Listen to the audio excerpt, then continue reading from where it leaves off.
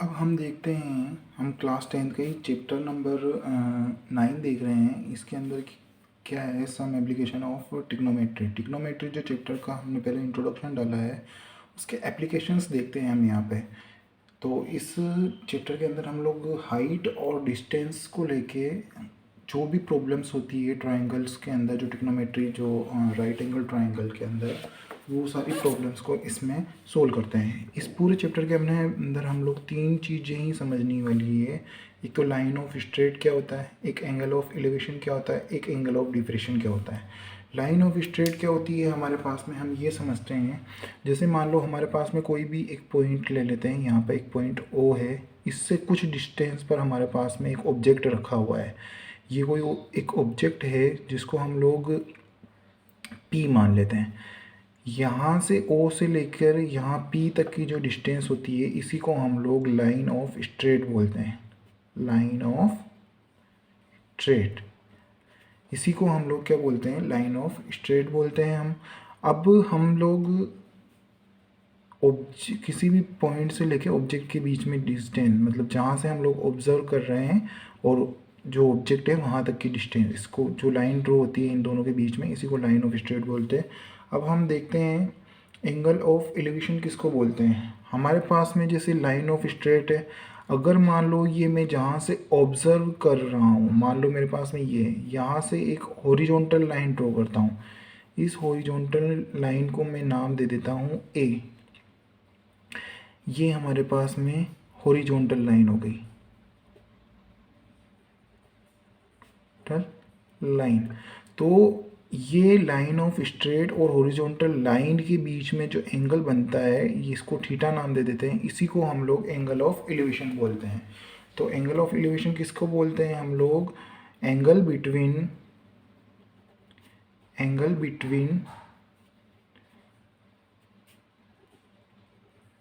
Line of straight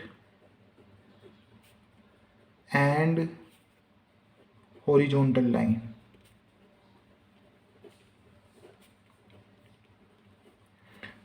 horizontal line और straight line के बीच में जो एंगल बनता है, इसी को हम लोग एंगल ऑफ एलिवेशन बोलते हैं। इसी तरह हमारे पास में एंगल ऑफ डिफ्रेक्शन होता है। एंगल ऑफ डिफ्रेक्शन किस तरह डिनोट करते हैं हम लोग, ये हमारे पास में एंगल ऑफ डिफ्रेक्शन है। अब यहाँ पर मैं फिर से वही बात करता हूँ, यहाँ से मैं ऑब्जर्व कर रहा हूँ, यहाँ कोई ऑब्जेक्ट है, इन दोनों के बीच की लाइन है ये line of straight, line of straight.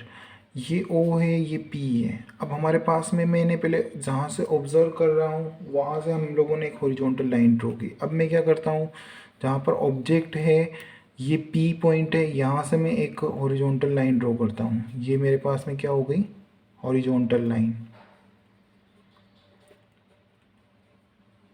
इसको मैं बी नाम दे देता हूँ। इन दोनों के बीच में मान लो कोई थीटा एंगल बन रहा है, इस एंगल को हम लोग एंगल ऑफ डिप्रेशन बोलते हैं। अब इन दोनों में फ़र्क किस तरह है आपको ये थोड़ा देखना है। इसकी डेफिनेशन भी यही रहेगी, angle between line of straight and horizontal line. इन दोनों के बीच के एंगल को हम लोग क्या बोलते हैं, एंगल ऑफ डिप्रेशन बोलते हैं।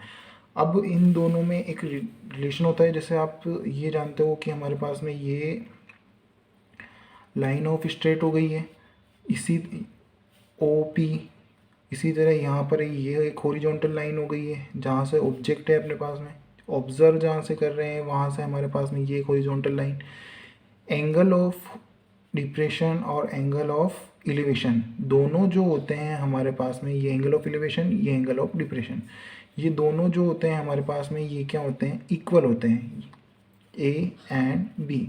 तो हमारे पास में angle of B P O equal है किसके, angle of P O A या ए ओ पी, कुछ भी लिख सकते हो आप लोग, ये दोनों इक्वल होंगे। ये इक्वल क्यों होते हैं हम लोगों ने पीछे पढ़ा है। ये हमारे पास में एक ये दोनों मिलके क्या बनाते हैं, अल्टरनेट एंगल बनाते हैं। ये एंटायर अल्टरनेट एंगल है, इसीलिए ये दोनों इक्वल होते हैं। हम लोगों ने पीछे वाली एक्सरसाइज में पढ़े हुए हैं कि अल्टरनेट एंगल जो होते हैं वो दोनों इक्वल होते हैं। तो इसीलिए ये अल्टरनेट एंगल है, इसीलिए आपको सिर्फ ये ध्यान रखना होता है कि हमसे क्या पूछेगा, इस पूरे चैप्टर के अंदर एंगल ऑफ एलिवेशन फाइंड करो या एंगल ऑफ डिप्रेशन फाइंड करो।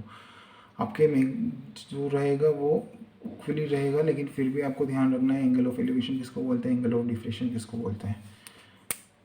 ये जहाँ उसको भी समझ में आ गया उसके बाद में आप क्वेश्चन आसानी से सोल्व कर पाओगे।